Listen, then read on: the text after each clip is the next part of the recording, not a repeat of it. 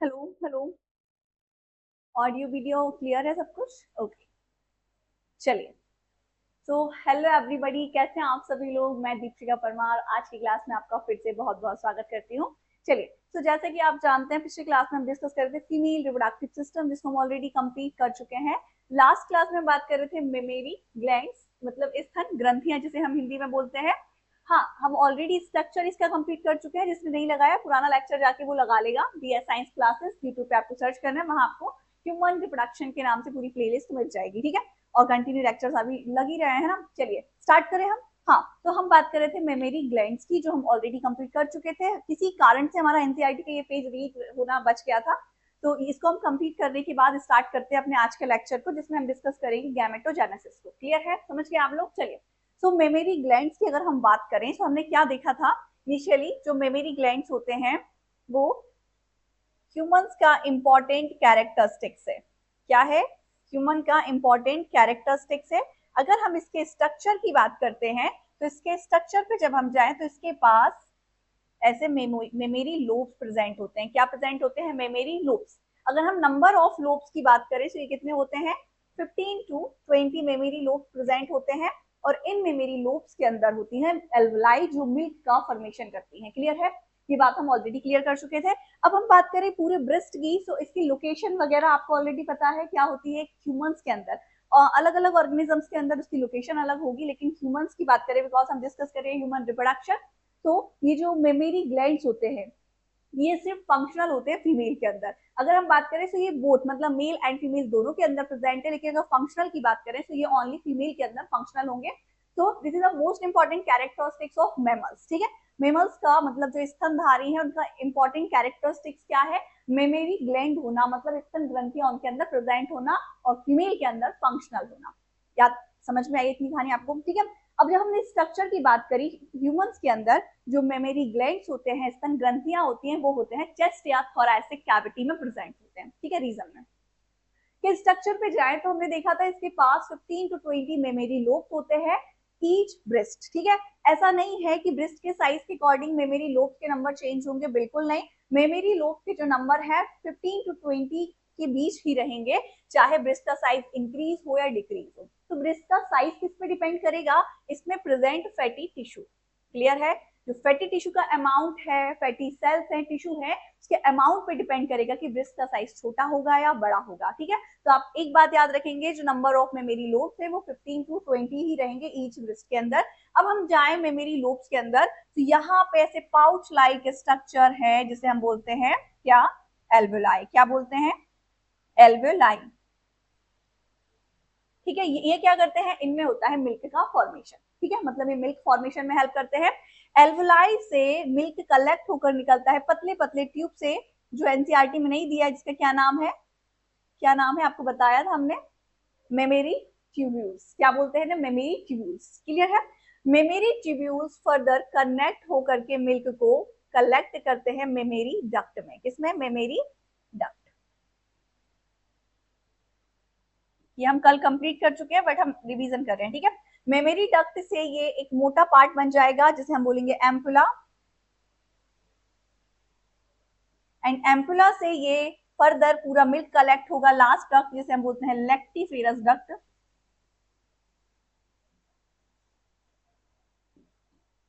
And further ये move हो जाएगा ब्रेस्ट से the help of nipples. Clear है? और ये निप्पल्स के अराउंड अराउंड जो डार्क एरिया होगा इसे हम क्या बोलेंगे? एरोला। क्लियर है? तो ये हम ऑलरेडी डिस्कस कर चुके थे। अब हमारे अपनी एनसीईआरटी की लाइंस जो हमारी रीड होने के लिए बची हुई थी, तो आप देख लीजिए, क्विक रिवीजन हम इसका कर लेते हैं ताकि हम आज के लेक्चर को स्टार्ट कर सके। ओके, हाँ जी। हाँ, तो a functional mammary gland is a characteristics of all females mammals. की कहानी समझ में आई? क्या बोला है इसमें? जो मेमोरी ग्लैंड्स होते हैं ये इंपॉर्टेंट कैरेक्टरिस्टिक्स है मैमल्स का, बट एक फीमेल के अंदर फंक्शनल मेमोरी ग्लैंड्स का प्रेजेंट होना इंपॉर्टेंट कैरेक्टरिस्टिक्स है। इतनी कहानी समझ में आई? मतलब जो मेमोरी ग्लैंड्स हैं वो दोनों के अंदर प्रेजेंट होगी, मेल हो या फीमेल हो, लेकिन फंक्शनल की बात करें या फंक्शंस की बात करें कि मिल्क का फॉर्मेशन कौन करेगा, एक मेल या फीमेल? तो फीमेल करेगी, है ना। तो इसलिए हम बोलेंगे कि प्रेजेंट तो दोनों के अंदर है, लेकिन फंक्शनल किसके अंदर है? फीमेल के अंदर है। ठीक है, So a functional mammary gland is a characteristics of all females mammal. The mammary gland are paired structure. सब जानते हैं जो मेमोरी ग्लैंड है एक पेयर्ड स्ट्रक्चर है, मतलब नंबर्स में 2 होते हैं जिसे हम ब्रेस्ट बोलते हैं, that containing glandular tissue and variable amount of fat, जो उसके क्या रिस्पॉन्ड करेगा या फिर क्या बोल सकते हैं इसका जो फैट का अमाउंट है ये बताएगा कि जो ब्रेस्ट का साइज है वो कितना होगा, छोटा या बड़ा, ठीक है। बाकी मेमोरी लोब कांस्टेंट रहेंगे, ठीक है। The glandular tissue of each breast is divided into 15 to 20 mammary lobes containing a cluster of all cells called alveoli. क्या है ये? alveoli. तो alveoli बेसिकली क्या है, जो मेमोरी लोब्स के अंदर प्रेजेंट है ऐसे पाउच लाइक स्ट्रक्चर जो क्या कर रहे हैं, मिल्क का फॉर्मेशन कर रहे हैं, ठीक है। So the cell of alveoli secrete milk, मतलब alveoli के अंदर सेल्स जो क्या करती हैं, मिल्क का सिक्रीशन करती है, which is stored in the cavity, जिसे हम बोलेंगे ल्यूमेन। ये जो मिल्क बना है वो स्टोर्ड होगा कहाँ, ल्यूमेन में of alveoli. The alveoli open into mammary tubules, मतलब मेमोरी ट्यूब्यूल्स क्या करेंगी, मिल्क को कलेक्ट करने का काम करेंगी जो एल्वोलाई से बाहर निकलेंगी। So the alveoli open into mammary tubule, the tubule of each lobe join to the form of mammary duct. तो ये जो ट्यूब्यूल्स हैं ये ज्वाइन हो जाएंगे किससे, मेमोरी डक्ट से, डक्ट के बाद ये किससे कनेक्ट हो जाएंगी, एम्पुला, ठीक है। Several mammary ducts join to form the wider mammary ampulla, मतलब मोटा वाला पार्ट, ठीक है, which is contain to lactiferous duct through which milk is sucked out. कहानी समझ में आई? ये पाथवे आपको बहुत अच्छे से याद होना चाहिए, यहाँ से छोटे से क्वेश्चंस आ जाते हैं, छोटे मतलब रहते तो छोटे हैं लेकिन यहाँ से आपको कंफ्यूजन भी होती है, अगर आपको पाथ पे इसका याद नहीं है तो सारी चीज आती हुई भी आपकी गलत हो जाएंगी। क्लियर है? इतनी कहानी समझ में आई? ठीक है, चले अब ये हमारा ऑलरेडी हम कंप्लीट कर चुके हैं पिछले लेक्चर में, जिसका नहीं हुआ है वो लगा के आएगा। चलिए, so now we will talk about gametogenesis. क्या डिस्कस करेंगे हम? गैमेटोजेनेसिस मतलब युग्मकों का निर्माण, मतलब युग्मक जनन जिसे हम बोलते हैं, ठीक है। तो हम यहाँ पे बात करेंगे फॉर्मेशन ऑफ गैमेट। अब हम जानते हैं जो गैमेटोजेनेसिस है, मतलब गैमेट फॉर्मेशन की प्रोसेस है, ये 2 टाइप्स की होती है, एक मेल के अंदर एंड एक फीमेल के अंदर। तो क्योंकि अब ह्यूमन रिप्रोडक्शन कर रहे हैं हम, तो मेल के अंदर क्या बनता है, स्पर्म बनता है, तो इस प्रोसेस को हम क्या बोलेंगे, स्पर्मेटोजेनेसिस। एंड फीमेल के अंदर क्या बन रहे हैं, एग बन रहे हैं, so this process is oogenesis, ठीक है। तो हम इसमें बात करेंगे स्पर्मेटोजेनेसिस एंड oogenesis। क्लियर है? इतनी कहानी समझ में आई? अब अगर हम बात करें इनिशियली पॉइंट की, तो हमने क्या बात की थी, जो प्रोसेस है गैमेटोजेनेसिस की ये होती कहाँ है? अगर हम बात करें गैमेटोजेनेसिस की जो प्रोसेस है होती कहाँ है, हमें पता है 2 टाइप का होगा, मेल के अंदर होगा स्पर्मेटोजेनेसिस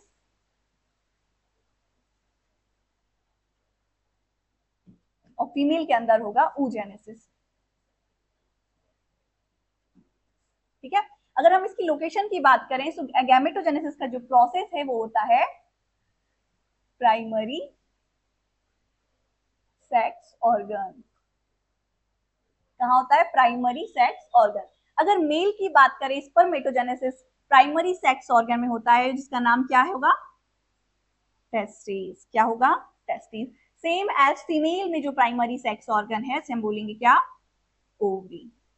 क्लियर है? तो हमें ये कहानी समझ में आ गई कि अब हम बात करेंगे गैमेटोजेनेसिस में स्पर्मेटोजेनेसिस की, जो कि कहाँ हो रही है, टेस्टिस में।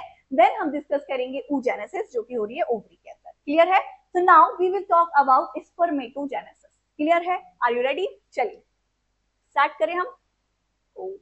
हाँ जी, तो आप नोट कर लेंगे गैमेटोजेनेसिस, उसमें हम बात करेंगे मेल गैमेटोजेनेसिस जिसे हम बोलेंगे spermatogenesis, and female gametogenesis is called as oogenesis, ठीक है।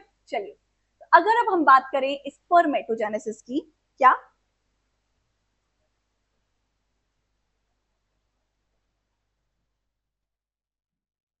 स्पर्मेटोजेनेसिस, तो ये बेसिकली कहाँ हो रहा है, प्राइमरी सेक्स ऑर्गन के अंदर। कहाँ हो रहा है? Primary sex organ. So structure of primary sex organ हम ऑलरेडी कंप्लीट कर चुके थे, तो हमने क्या देखा था, इसकी लोकेशन की बात करें, टेस्टिस जो कि प्राइमरी सेक्स ऑर्गन है मेल का, तो ये इसकी लोकेशन होती कहाँ है, या एब्डोमिनल में होती है, या पेल्विक में, या outside of the body? Outside होती है ना, बाय बिकॉज स्पर्म फॉर्मेशन के लिए जो टेम्परेचर है वो कितना टू 2.5 डिग्री सेल्सियस डाउन चाहिए, ठीक है। तो इसलिए इसकी लोकेशन क्या होगी, outside the abdominal cavity. Clear. तो अब हम स्ट्रक्चर क्लियर कर चुके हैं। तो अगर मैं पूछती हूँ आपसे कि जो स्पर्मेटोजेनेसिस का प्रोसेस है वो आखिर कहाँ होता है, तो आप बोलेंगे बिल्कुल मुझे पता है। हमने क्या देखा, स्ट्रक्चर ऑफ टेस्टिस देखा। तो जो टेस्टिस है एक पाउच लाइक स्ट्रक्चर में कवर है, इसको हम बोलते हैं स्क्रोटम। और स्क्रोटम में ऐसे कंपार्टमेंट्स हैं जिन्हें हम बोलते हैं टेस्टिकुलर लोब्यूल्स, जिनके नंबर्स कितने थे, 250 टू 300। क्लियर है। हम क्या बोल रहे हैं, टेस्टिकुलर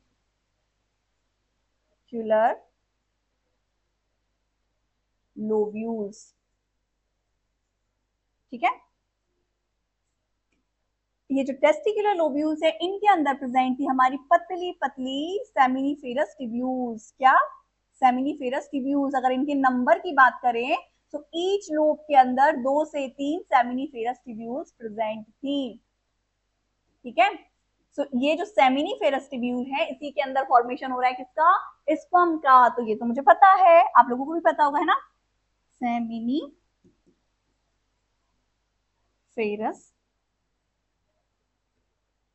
ट्यूब्यूल्स।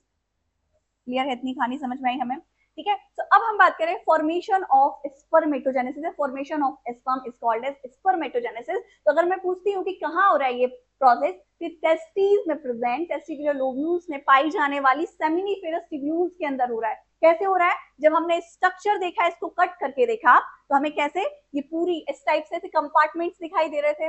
यस, अगर ये एक, ध्यान से समझिए, अगर ये एक टेस्टिकुलर लोब्यूल्स है, अगर ये एक, ऐसे कई सारे टेस्टिकुलर लोब्यूल्स है ना, कितने, 250 टू 300। अगर ये एक टेस्टिकुलर लोब्यूल्स है तो हर एक टेस्टिकुलर लोब्यूल्स के अंदर से 2 से 3 सेमिनिफेरस ट्यूब्यूल प्रेजेंट है। यस या नो, ठीक है। तो ये जो सेमिनिफेरस ट्यूब्यूल है ये इसके अंदर होगा किसका, फॉर्मेशन स्पर्म का। तो अगर हम स्ट्रक्चर देखें एक टेस्टिकुलर लोब्यूल का तो वो कुछ इस टाइप से होगा और इसके अंदर प्रेजेंट होंगे आपके सेमिनिफेरस ट्यूब्यूल्स ऐसे, ठीक है।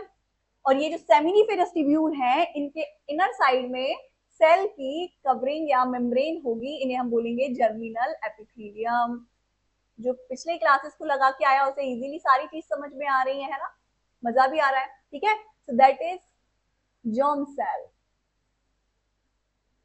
या जर्मिनल एपिथेलियम। अब यही प्रेजेंट है आपकी बड़े साइज की सेल्स जिन्हें हम बोलेंगे सर्टोली सेल। क्या है ये, ओ गॉड पूरा चला गया, कोई बात नहीं। तो हम क्या बात कर रहे हैं, एक टेस्टिकुलर लोब्यूल्स जिसके अंदर सेमिनिफेरस ट्यूब्यूल है। इन सेमिनिफेरस ट्यूब्यूल में यहाँ पे प्रेजेंट है जर्मिनल सेल्स, जर्मिनल एपिथेलियम, या जिन्हें हम जर्म सेल भी बोल रहे हैं। ये क्या करेंगे, स्पर्म का फॉर्मेशन करेंगी। This cell is germ cell.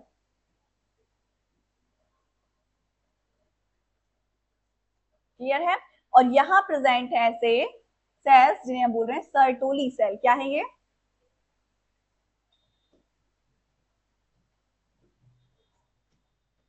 Clear है।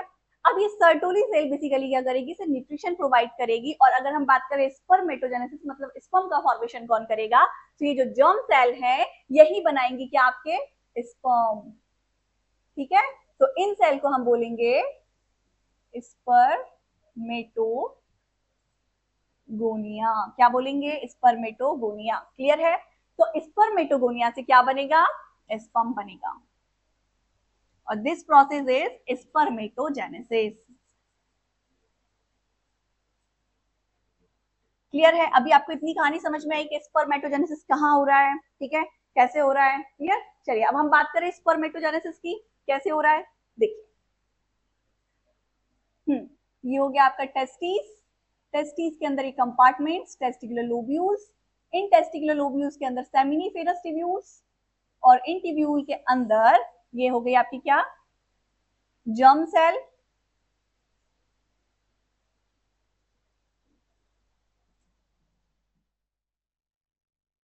और इसी को हम क्या बोल रहे हैं, स्पर्मेटोगोनिया। क्या बोल रहे हैं, स्पर्मेटोगोनिया। और यहाँ प्रेजेंट है सर्टोली सेल। अब हम बात करेंगे क्या, स्पर्मेटोजेनेसिस, जो कि कहाँ हो रहा है, सेमिनिफेरस ट्यूब्यूल के अंदर।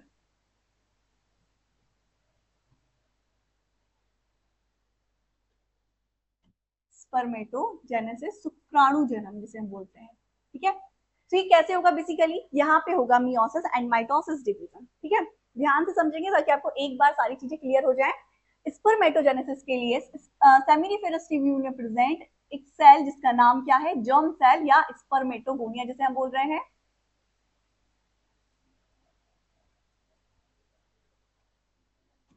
ये क्या बनाएगी, स्पर्म, ठीक है। तो अब हम क्या बोल रहे हैं इसको, जर्म सेल, मतलब ये मम्मी सेल है, मदर सेल है, और मदर सेल के पास नंबर ऑफ क्रोमोसोम कितने होंगे, डबल, मतलब 2n। ये कैसी होगी, डिप्लॉइड होगी, ठीक है। अब इसको क्या थोड़ा सा डिफ्रेंशिएट करेंगे हम, मतलब हम डिफ्रेंशिएशन के थ्रू यहाँ पे सेल्स का नंबर इंक्रीज करेंगे, मतलब यहाँ पे जो डिवीजन होगा ये होगा माइटोसिस। क्लियर है, अभी कुछ नहीं हुआ है, माइटोसिस डिवीजन हुआ है, तो यहाँ पे जो सेल डिग्रेड करके आगे बढ़ गई है इसे हम बोलेंगे क्या, प्राइमरी। यहाँ पे लिख देते हैं क्या,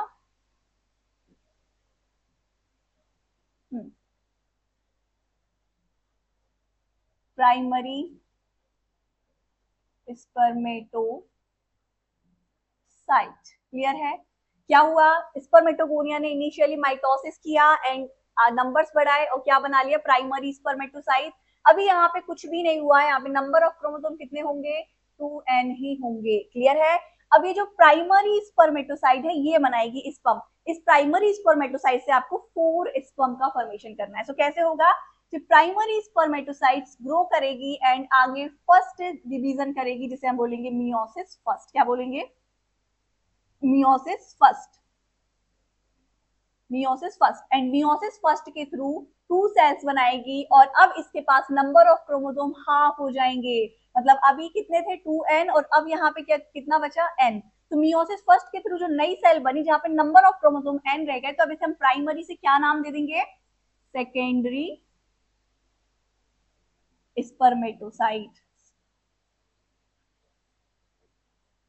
क्लियर है, सेकेंडरी स्पर्मेटोसाइट। क्लियर है, अब इन सेकेंडरी स्पर्मेटोसाइट में क्या होगा, मियोसिस सेकेंड होगा। अभी मियोसिस ओनली फर्स्ट हुई है और मियोसिस फर्स्ट आपको याद रखना है ये होगी रेडक्शनल डिवीजन। यहाँ पे क्या होगा,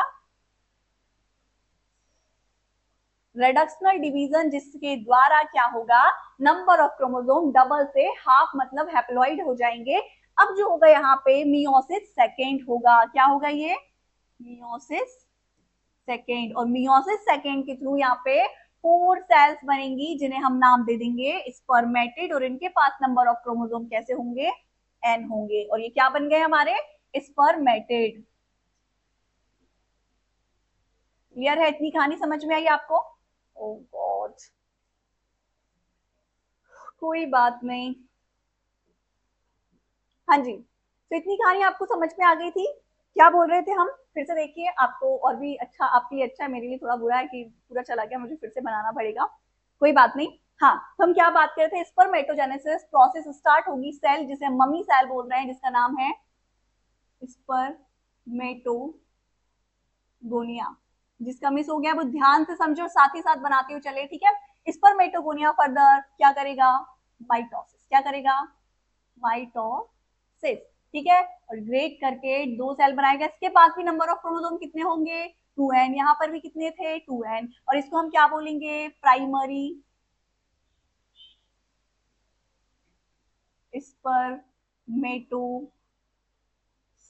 क्या बोलेंगे, प्राइमरी स्पर्मेटोसाइट, ठीक है। अब ये जो प्राइमरी स्पर्मेटोसाइट है ये करेगी डिवीजन नंबर 1 जिसे बोलेंगे मियोसिस फर्स्ट, मियोसिस फर्स्ट, जिसके द्वारा 2 सेल बनेंगी और इसमें नंबर ऑफ क्रोमोसोम कितने हो जाएंगे, हाफ, मतलब ये कौन सा है, रेडक्शनल डिवीजन है, और नंबर ऑफ क्रोमोसोम जैसे हाफ होंगे तो अब हम इसे बोलेंगे सेकेंडरी स्पर्मेटोसाइट।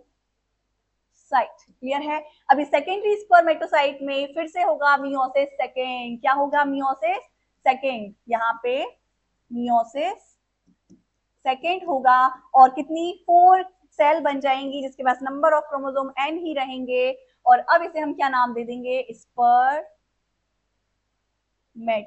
क्या है ये, स्पर्मेटिड। क्लियर है, तो ये बन गए हमारी क्या, स्पर्मेटोजेनेसिस। क्या ये कंप्लीट हुई है, नहीं। अभी आपने क्या देखा, स्पर्म का स्ट्रक्चर तो ऐसा नहीं होता, स्पर्म का जो स्ट्रक्चर होता है प्लेटिलेटेड होता है, उसके पास सेल होती है, तो यहाँ पर बने अभी आपके स्पर्म नहीं बने, ये बने हैं स्पर्मेटिड। अब इसकी शक्ल बदल दो, किसकी, ये जो सेल बने हैं स्पर्मेटिड, इनके स्ट्रक्चर को बदल दो और इन्हें रोटेट से या राउंड से कर दो फ्लैटिलेटेड, तो ये बन के तैयार हो गए आपके स्पर्म। क्या बन के तैयार हो गए, स्पर्म।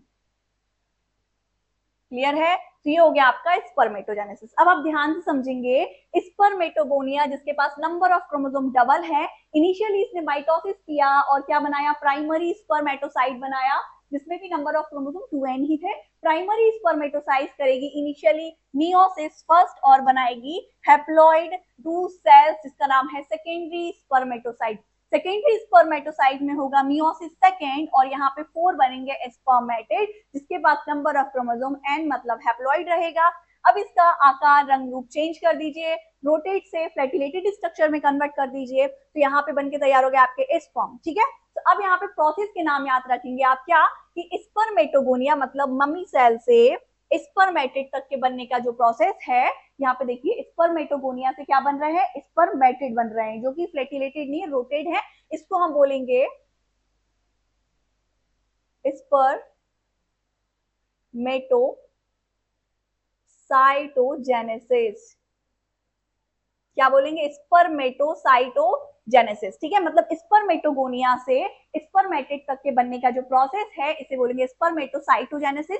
अब ये स्पर्मेटिड ने अपने रंग रूप आकार को चेंज कर लिया, मतलब ये रोटेट से फ्लैटिलेटेड स्ट्रक्चर में आ गया, टेल का फॉर्मेशन हो गया, तो अब इस प्रोसेस को हम बोलेंगे स्पर्मियोजेनेसिस। क्या बोलेंगे, स्पर्मियोजेनेसिस। क्लियर है, कोई भी कंफ्यूजन नहीं क्रिएट करेगा अपने अंदर। क्या बोला है, स्पर्मेटोगोनिया से स्पर्मेटिड तक के बनने का जो प्रोसेस है that is spermatocytogenesis, and spermatid से स्पर्म मतलब रोटेट से फ्लैटिलेटेड मतलब इसके स्ट्रक्चर को चेंज कर देंगे तो इसे बोलेंगे स्पर्मियोजेनेसिस। ठीक है, और इन दोनों प्रोसेस को ही मिला के हम क्या बोल रहे हैं, स्पर्मेटोजेनेसिस। क्या बोल रहे हैं, तो जेनेसिस। क्लियर है, इतनी कहानी समझ में, स्पर्मेटोजेनेसिस। अब एक कहानी आपको क्या समझनी है, ये जो स्पर्म बने हैं ये कंप्लीट मैच्योर नहीं हुए हैं अभी, तो इनको मैच्योर करना है। तो ये मैच्योर कहाँ होंगे, कहाँ बन रहे हैं स्पर्म, अभी हमने क्या देखा, टेस्टिस के अंदर, लोकेटेड टेस्टिकुलर लोब्यूल में पाई जाने वाली सेमिनिफेरस ट्यूब्यूल के अंदर बन रहे हैं ये टेस्टिस। तो अगर हम सेमिनिफेरस ट्यूब्यूल के स्ट्रक्चर को देखें तो यहाँ पे प्रेजेंट है आपकी सर्टोली सेल। क्या प्रेजेंट है, सर्टोली सेल, और ये है आपकी मम्मी सेल। क्या है यहाँ पे आपकी मम्मी सेल, ये क्या बना रही है, स्पर्म बना रही है।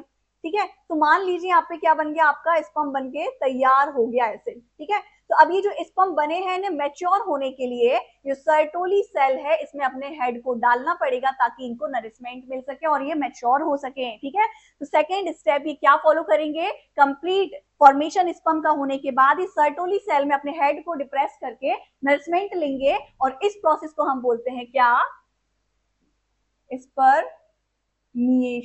क्या बोलते हैं, स्पर्मिएशन, याद रखेंगे। और ये पूरी प्रोसेस कंप्लीट मिलाकर ही स्पर्मेटोजेनेसिस होती है।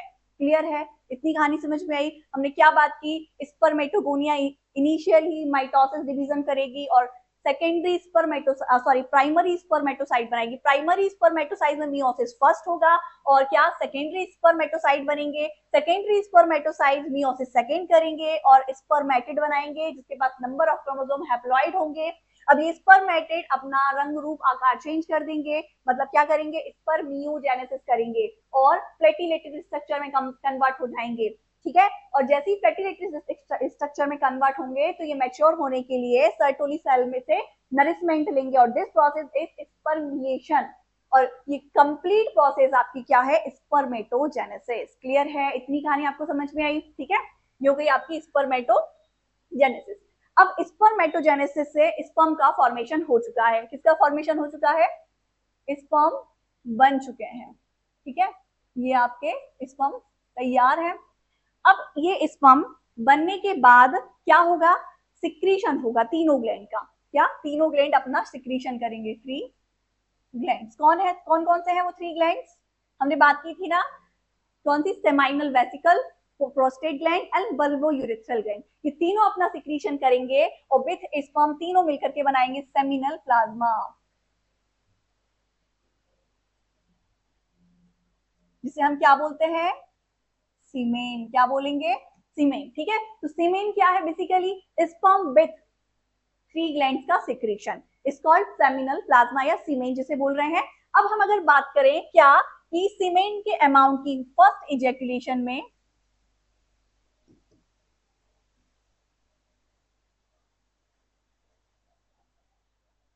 जब मेल एक फर्स्ट इजैकुलेशन करता है, तो अगर हम इसके अमाउंट की बात करें किसका, सीमेंट का, तो वो कितना होता है, अप्रोक्सीमेट 3 ml। कितना होगा, 3 ml। मतलब फर्स्ट इजैकुलेशन में अमाउंट किसका, सीमेंट का बनता है 3 ml, ठीक है। और अगर हम बात करें कितना पर ml की, तो पर ml में नंबर ऑफ स्पर्म होते हैं 100 मिलियन। तो अगर 3 ml बन रहा है टोटल, तो टोटल स्पर्म कितने होना चाहिए, अप्रोक्सीमेट 3 मिलियन, 300 मिलियन। क्लियर है, इतनी कहानी समझ में आई आपको। क्या बोल रहे हैं, इजैकुलेशन जब फर्स्ट होगी, मतलब फर्स्ट इजैकुलेशन में स्पर्म का सॉरी सीमेन का अमाउंट कितना होगा, 3 ml होगा। 1 ml सीमेन के अंदर 100 मिलियन स्पर्म होंगे, तो 3 ml में कितने होंगे, अप्रोक्सीमेट 3 मिलियन स्पर्म प्रेजेंट होंगे। ये अमाउंट आप याद रखेंगे। क्लियर है, इतनी कहानी समझ में आई, ठीक है। चलिए अब हम अगर बात करें क्या कि एक स्पर्मेटिड या primary spermatid, first primary spermatocyte 4 spermatid बना रही है। कितने, 4 स्पर्म या स्पर्मेटिड बना रही है। तो मैं पूछूंगी कि 2 प्राइमरी स्पर्मेटोसाइट कितने बनाएगी, आप बोलेंगे 8 बनाएगी, है ना। तो अगर मैं बोल रही हूँ 100 स्पर्म है,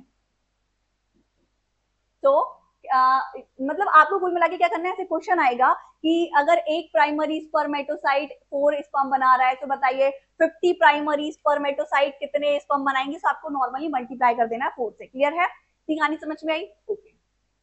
चलिए अब हम आ जाते हैं क्या, हार्मोनल कंट्रोल।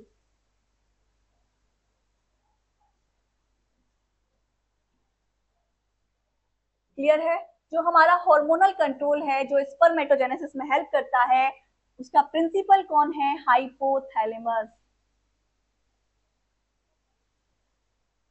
क्लियर है, हाइपोथैलेमस प्रिंसिपल है हार्मोनल कंट्रोल का। मतलब हार्मोनल कंट्रोल के बिना स्पर्मेटोजेनेसिस नहीं होगा, और हार्मोनल कंट्रोल कौन कर रहा है, हाइपोथैलेमस। कैसे, GnRH गोनिडोट्रोपिन रिलीजिंग हार्मोन, जो किसको, इंटीरियर पिट्यूटरी को इनहिबिट कर रहा है।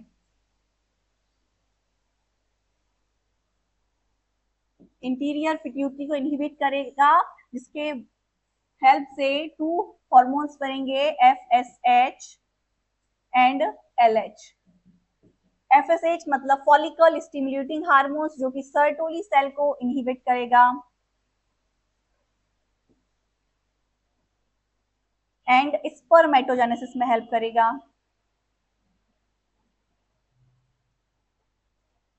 क्लियर है, और LH जो कि ल्यूटिनाइजिंग हार्मोन से ये करेगा लीडिंग सेल को, ठीक है। और क्या बनाएगा, एंड्रोजन हार्मोन, जिसे हम बोलेंगे टेस्टेस्टेरोन। क्लियर है, टेस्टेस्टेरोन, ये आपका हार्मोनल कंट्रोल है, याद रखेंगे आप, है ना। हाइपोथैलेमस से GnRH gonadotropin releasing hormones, follicle stimulating hormones and LH को क्रिएट करेगा, जो सर्टोली सेल में क्या करेंगे, इनहिबिट करेंगे और स्पर्मेटोजेनेसिस करेंगे। लीडिंग सेल को कौन करेगा, ल्यूटिनाइजिंग हार्मोन्स। क्लियर है। अब अगर हमारे स्ट्रक्चर ऑफ स्पर्म,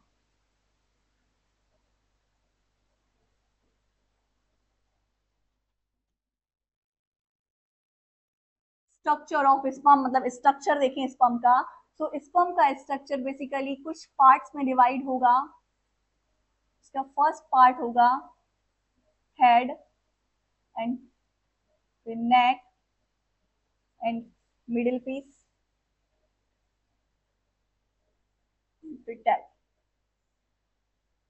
क्लियर है। तो जो अपर पार्ट है, जिसे हम क्या बोलेंगे,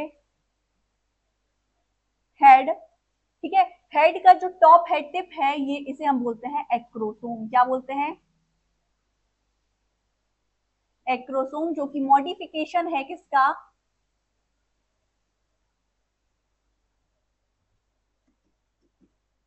किसका है, गोल्गी का। क्लियर है, गोल्गी का मॉडिफिकेशन पार्ट है, जो कि हाइड्रोलाइटिक एंजाइम्स और हार्मोन्स का सिक्रीशन करेगा। ठीक है, जिसे हम बोलते हैं स्पर्म लाइसिन। क्या बोलेंगे? Sperm lysine. ये 3 टाइप के आगे हम डिस्कस करेंगे। क्या बात करें हम?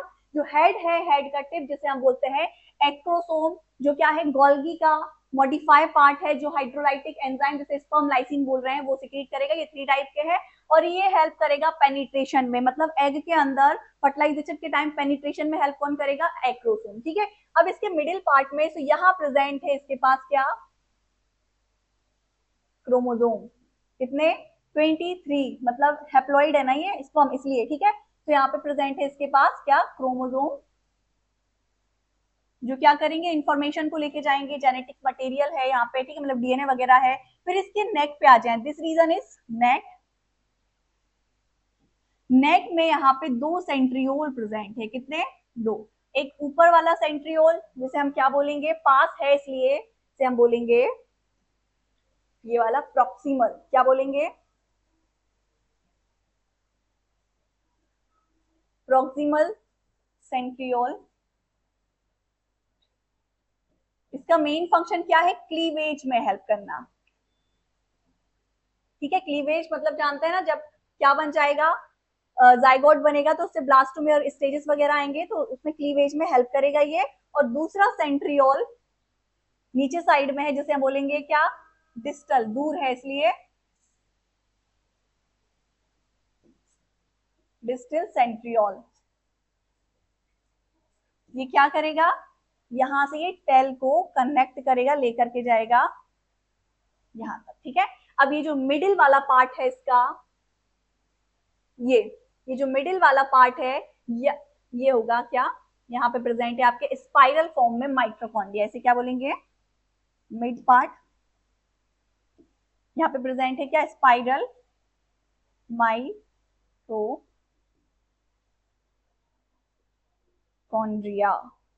ठीक है, ये क्या करेंगी? ऐसे 20 to 50 या फिर 15 to 20 या 20 to 25 माइट्रोकॉन्ड्रिया प्रेजेंट होंगी, जो क्या करेंगी?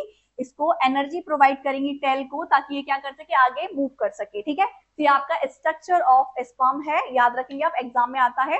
तो मे भी आपको आज का लेक्चर समझ में आया। ये हो गया आपका स्पर्मेटोजेनेसिस कंप्लीट। नेक्स्ट लेक्चर में हम बात करेंगे oogenesis की। क्लियर? चलिए, so thank you so much watching my video. धन्यवाद। इसी प्रकार हमारे साथ बने रहिए।